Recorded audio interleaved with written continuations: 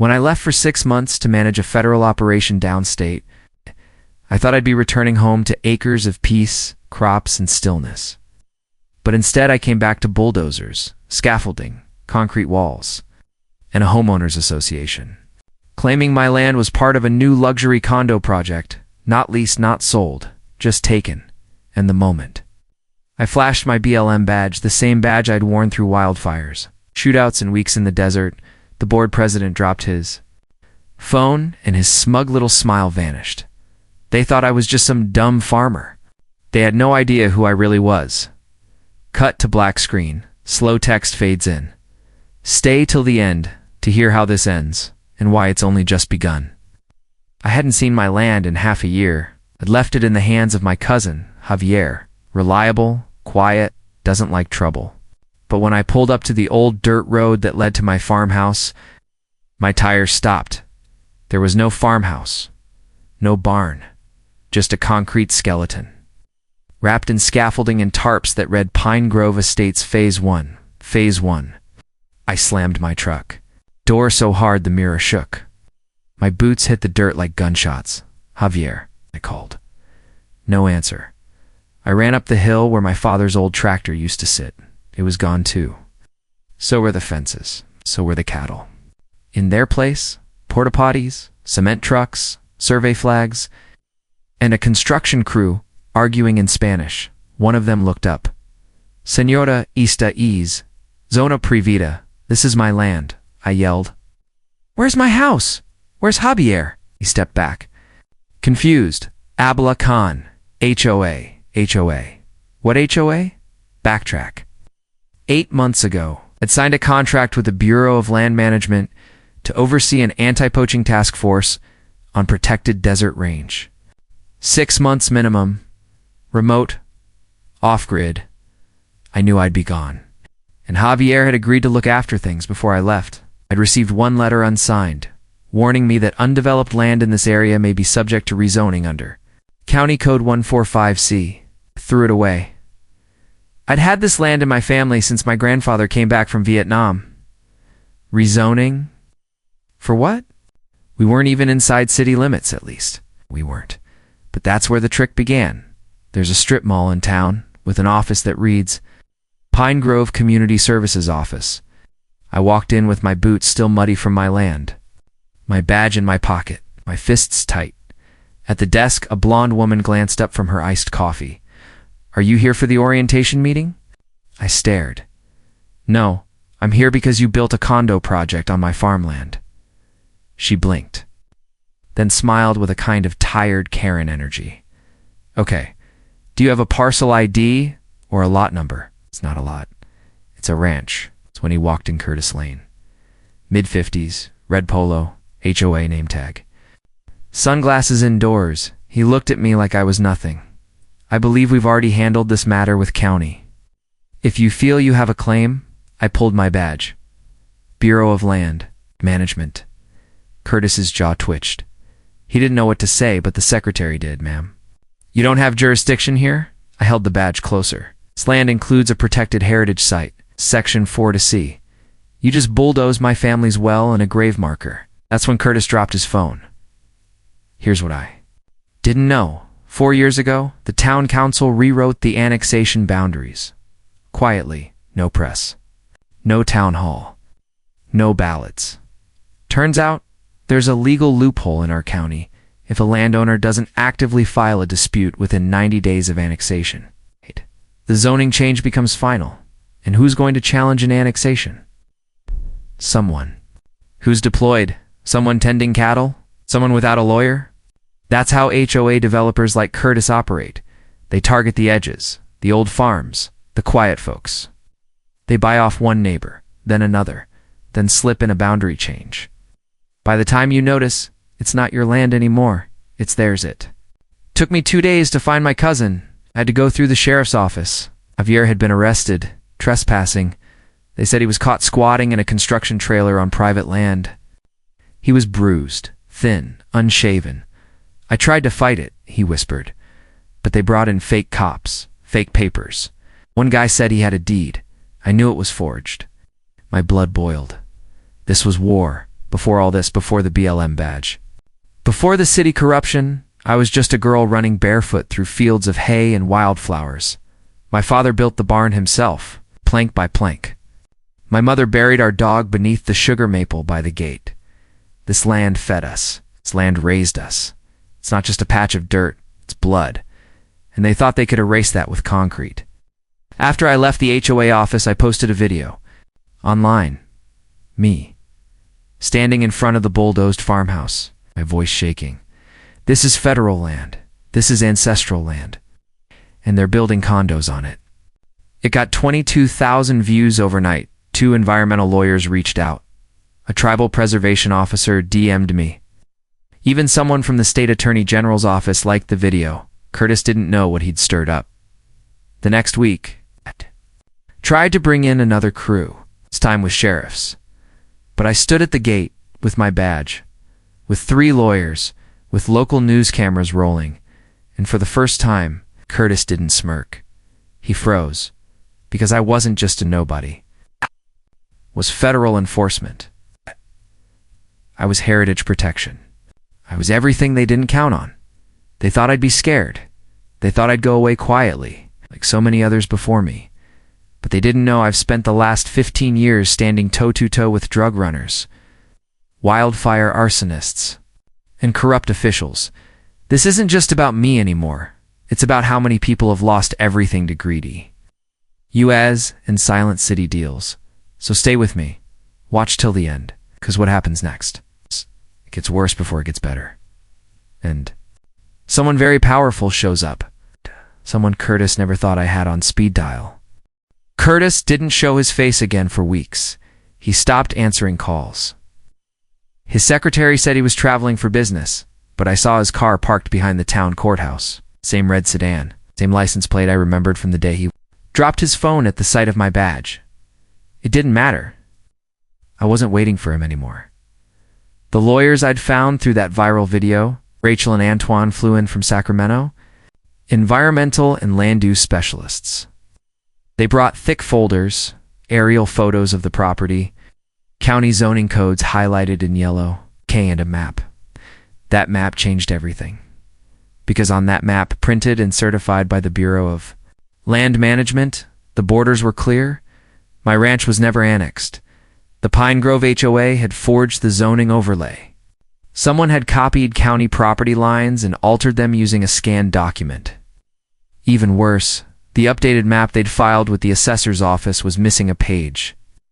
Conveniently, the page showing the land boundaries near my southern pasture, and Antoine just looked at me and said, "This isn't sloppy, it's deliberate." Someone knew exactly what they were doing. I didn't want to believe it at first. But it explained too much. It explained why my mail had stopped arriving weeks before I left for my assignment. Why Javier said men with badges showed up and told him to vacate or be removed. Why none of the local papers ever mentioned the development until ground had. It's already been broken. They kept it silent for a reason. It was never about making the neighborhood better. It was about power, about money. That condo project.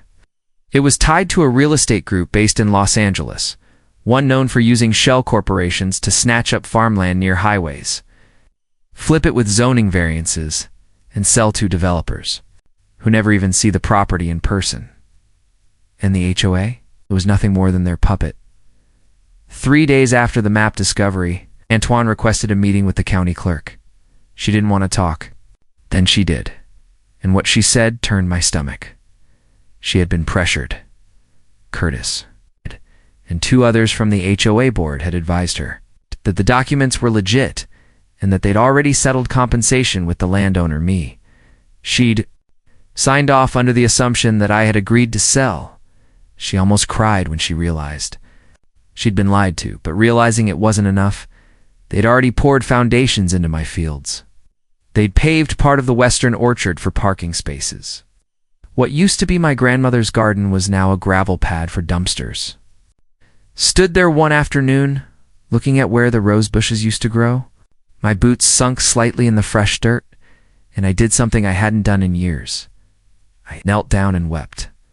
Not because I was weak, but because I remembered her voice, soft and raspy from cigarettes, telling me that someday this land would be Mine. That I'd raise kids here. That I'd watch over it, like she did when the skies opened up in '78 and flooded the Southern Creek. And now, I was watching it be erased, brick by brick. We didn't wait for more violations to pile up. Rachel filed an injunction in federal court citing violation of the National Historic Preservation Act, falsified zoning documents, and breach of federal stewardship protections. I wasn't just a private citizen anymore. The moment I re-entered that land while on federal detail, it became an active BLM matter. That's what they didn't see coming, and it showed. Because the moment the lawsuit was filed, everything slowed down. The crew stopped working. The concrete truck left. Black SUV with tinted windows was seen, parked by the construction site at 3 a.m. Someone was scared, but not as scared as Curtis was about to be that weekend. My neighbor Sam came over. He's in his 70s, Vietnam vet. He looked like he hadn't slept in days. He pulled out an envelope from his flannel coat. Inside was a copy of a land deed from 1969. It showed that Curtis's family once leased 80 acres from my grandfather, land adjacent to mine, but they defaulted. My grandfather reclaimed it. Sam said he remembered the day Curtis's father was forced off the land. He swore he'd get it back. Sam said quietly, said he'd never forgive your family. That's when it hit me. This wasn't just corruption. This was revenge. Curtis didn't just want to build on my land. He wanted to erase us from it. He'd waited decades for the chance. And now he'd used his position on the HOA board and corporate money to do it. But he underestimated something far more dangerous than red tape. He underestimated a woman with roots. It's deeper than asphalt. I went to the county recorder's office the next day and pulled every document with Curtis. Lane's name on it. There were inconsistencies everywhere. Multiple addresses. 2 LLCs that had gone inactive. A permit signed by someone who died in 2016. It was falling apart. So, I gave the evidence to the press. One local reporter picked it up, then another, then a podcast within 4 days. The headline hit the regional news. BLM agents' land seized by HOA in alleged fraud scheme. Condo project halted. That's when the phone calls began. People from all over the county, farmers, widows, second-generation ranchers, started emailing, calling, showing up at my gate. They all had the same story letters, threats, sudden changes in zoning, fake, citations. One woman said her family's home was demolished while she was in the hospital after surgery. They said it was abandoned. But she'd only been gone 2 weeks. Another man had lost 2 acres of grazing land because the HOA claimed he didn't maintain it according to community standards. He'd lived there since 1984. It wasn't just my war anymore. This was an epidemic, and it had to end. I organized a town forum, not in the city building, not under their roof. We held it under a tent on my damaged land. Beside the rubble of my house, over 70 people showed up. Elders, ranchers, single moms. We didn't yell. We didn't curse. We shared. One story at a time, and as the sun set over that scarred field, I felt something shift. We were no longer afraid. Curtis was finished, but the system that protected him that looked the other way, that's what we had to tear down. I looked at the crowd, heart pounding in my chest, and I said, if they think this ends with a lawsuit, they haven't met all of you yet. Then I told them the truth. Curtis wasn't just a crooked HOA president. He was about to become something more dangerous, because the mayor's office. He'd filed to run, and he had backing from the same companies that funded the condo project. He wanted to do this to the entire county, and unless we stopped him, he would. This isn't just a fight over my farmland. This is a fight over everyone's home, so don't go anywhere. Stay with me, because in the next chapter, we show up at Curtis's campaign rally, and someone from his past steps on stage and ends his political career with 6 words that shut the whole room down. You don't want to miss that, trust me? Everything you've heard so far? That was just the beginning. Curtis stood at the podium in a crisp blue suit, the kind that screams, I'm not corrupt, I'm polished. The room was staged, not for voters, but for cameras. Flags, fake smiles, and cardboard signs that said Curtis Lane for mayor. A better pine grove. He cleared his throat. The mic crackled. Together, he began, we'll bring new vision, new growth, safe neighborhoods. A chair scraped loudly from the back. Everyone turned, and there she was. Gray hair. In a braid. Hiking boots, thick-rimmed glasses, and a binder clutched to her chest like a weapon. "Excuse me," she said, voice clear and sharp, "before you finish that sentence. I'd like to remind this crowd who you really are." Curtis's smile faltered. "That's Mrs. Elkins," someone whispered. "Didn't her husband die during the Pine Grove annexation hearings?" She walked slowly toward the stage, her boots thudding against the tile like war drums. "You remember me, don't you, Curtis?" she asked. "Or should I say, the young man who used to sweep my porch for $5? He didn't reply. 6 years ago, she continued, my husband tried to sue the HOA you ran, and you told him he was too old to fight. He had a heart attack in that courtroom lobby. You didn't even look at him." Yes. Gasps rippled through the crowd. Curtis stepped back. "This is not the time or place, on the contrary," she said. "Because I have a copy of the original HOA charter, and guess what? It was never renewed after 2017. She opened her binder. "You've been illegally collecting dues, enforcing fake bylaws, and building a career on fraud."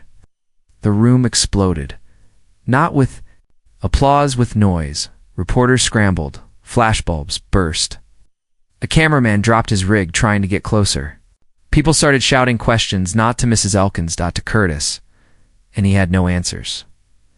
Later, when I watched the footage online, I paused it at the moment he turned his head and saw me in the back of the room, arms crossed, watching him crumble. That was the moment he knew this was never just about some condo. This was about the reckoning. But not everyone left that rally angry. A few were confused. Some had been donors. Some had been convinced Curtis really was doing good, improving housing, attracting investment, cleaning up Pine Grove. So I told them the story the media hadn't. I told them about the bulldozers, about Javier in jail, about the broken well where generations of my family had drawn water, and I told them about the map that map had become. More than evidence, it became a symbol. We printed copies, put them on flyers, showed them door-to-door. Every home that had been quietly absorbed by HOA zoning suddenly had proof that it wasn't legal. We made it visual. They couldn't ignore it.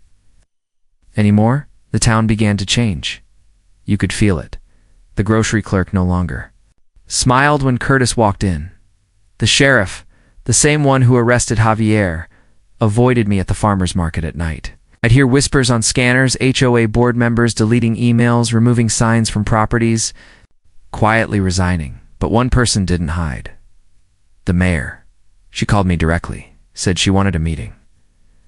I showed up in jeans and a windbreaker. She wore pearls in disappointment. "Why are you doing this?" she asked. "You mean telling the truth?" "No," she said coldly. "Destroying the economy of this town." I laughed. "You mean the part of the economy built on lies? On stolen land? On silencing people?" She leaned forward. "You could have come to me first." I did. A year ago, I sent you an email. I still have the Otavas's reply. She didn't speak for a while after that. Just stared at her desk. Then she said something I'll never forget. "They're not going to let this go.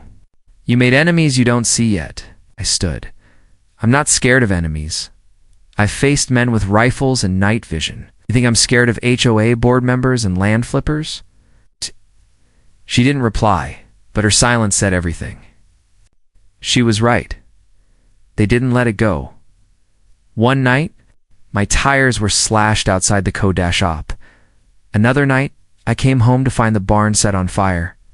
Luckily, we caught it before it spread, but it was a message. That message backfired. The fire made the news. A security cam from my neighbor caught the arsonist's truck, and that license plate led back to one of Curtis's former business partners. They tried to deny it, then plead misunderstanding. But the DA had already been watching. Within a week, indictments were filed for fraud, arson, document tampering. Curtis's house was raided. He was photographed being escorted, him to a patrol car in his socks and robe. I didn't celebrate, not because I wasn't relieved, but because it still didn't bring back the land. The foundation had. It's already been poured. The trees were gone. The fields were torn up. Some of that damage couldn't be undone, but we planted new seeds. Literally, the community came out with wheelbarrows and soil. Volunteers rebuilt part of the fence. Few construction workers, the same ones who'd unknowingly helped destroy it, returned and offered their labor for free. One man cried when he saw the pictures of what the land used to be. He said, "I thought it was just a job site. Didn't know it was a home." I forgave him because he wasn't the villain. The system was, and that system, that HOA corruption machine was finally cracking. New elections were held. New council members were voted in, and the HOA was dissolved. Turns out it never had the legal standing it claimed. People began getting refunds for illegal dues. Titles were cleared. Eviction notices were withdrawn. My land. After months of litigation, it was returned officially, publicly, on the courthouse steps with cameras rolling. But I didn't smile when the judge read the verdict. I looked into the crowd and found Javier. He just nodded. We both knew this wasn't justice. It was correction. Justice would be changing the laws that let this happen in the first place. So that's what we did next. I flew to the state capitol with 2 other victims. A retired nurse and a teacher who lost her home after a fake lien. We stood before a panel of legislators and told them. "What happened?" one of them cried. "The bill passed unanimously. Stronger protections against HOA land seizures, zoning transparency requirements, and mandatory third-party oversight for any community development corporations." It was a start, and sometimes that's all you need. A spark, a story, a voice that refuses to stay silent. I went home that night and stood by the old gatepost, the one with my family's initials carved into the wood. Rain was falling, but I didn't move, because for the first time in years, the land was still whole, mine, and no HOA, no matter how rich, how slick, how protected, would ever take it from me again. Watch till the end, because in the final part, I reveal who really funded the whole condo scam and why someone inside the federal system tried to bury my badge before I ever came home. You're not going to believe who it was and how close they got to getting away with it. I always thought the hardest part would be getting the land back. Turns out, the hardest part was finding out who helped them take it. Because this wasn't just a crooked HOA president or a greedy development group. This went higher after the dust settled, after Curtis was indicted. After the town began healing, I got a call. A restricted number. I almost didn't pick up. The voice on the other end was calm, male, familiar, but distant. He said, "There's something you need to see." Something they tried to hide.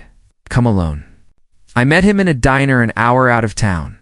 He was already sitting at the corner booth, black coffee in front of him, same worn blazer I remembered from years ago.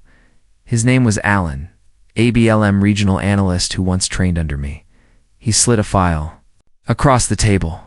"I wasn't supposed to keep a copy," he said, "but I didn't like how fast they told me to bury it." I opened it. Inside, a memo, dated 7 months before I left for my assignment.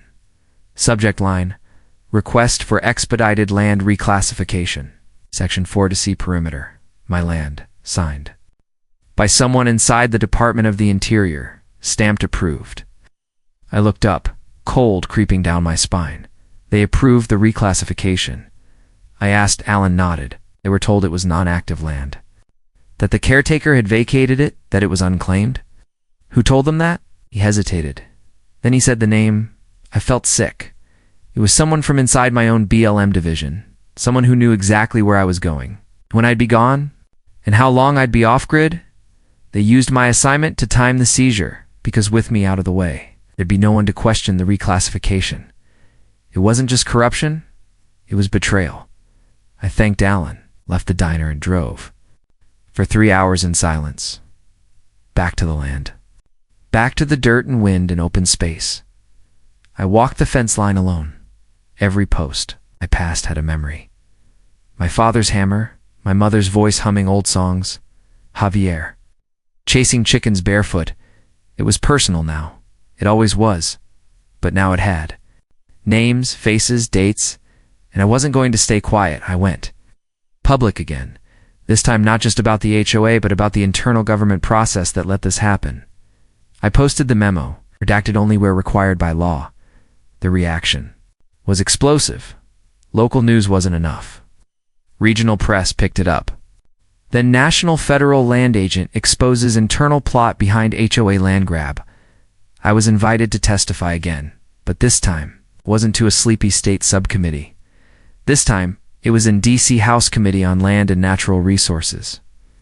I sat in front of 12 members of Congress, cameras rolling, every seat filled, and I told them everything, not just what happened, but how it happened, how rezoning laws are, how HOAs are weaponized, how local corruption depends on federal silence, and how even a government badge doesn't protect you if the system decides your land is in the way. One congressman, a veteran, former rancher, leaned forward and said, "Why didn't you give up?" I looked at him then at the cameras, and I said, "Because I was never fighting for land. I was fighting for what land means. It's not dirt. It's not value. It's not zoning. It's memory. It's freedom. It's home." That hearing changed things.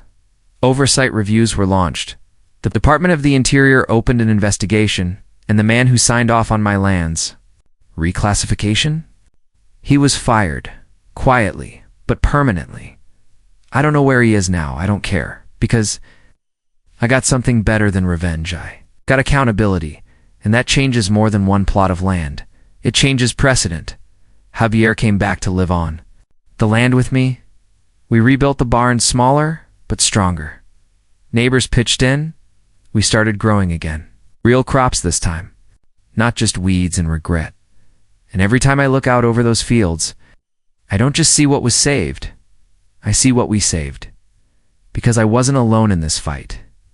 It took a village, angry, hurt, forgotten people who stood up and said, "No more." People who believed that justice wasn't about courts or contracts. It was about standing your ground when everything you love is threatened, even if you stand alone, even if it costs you everything. But I didn't lose everything. I found something. Instead, I found my voice. I found my strength. And I found that when you speak up, even when the system tells you to sit down, you start something bigger than justice. You start change. If you've made it this far, thank you. This wasn't just a story. It was a warning, a wake-up call. Because this is happening everywhere. Maybe it's not your land today. Maybe it's not your family yet. But if people like Curtis get their way, it will be so. Pay attention, ask questions, and never hand over your silence in exchange for peace. You deserve more than peace. You deserve protection. I deserve truth. And if no one gives it to you, take it back. That's what I did. And I'm never letting go again. Thank you for watching my story. If it moved, you share it. Speak about it. Use it. And remember, sometimes the quietest people carry the loudest fight. Inside them, just like this land, it may look still, but it remembers everything, and it will never forget.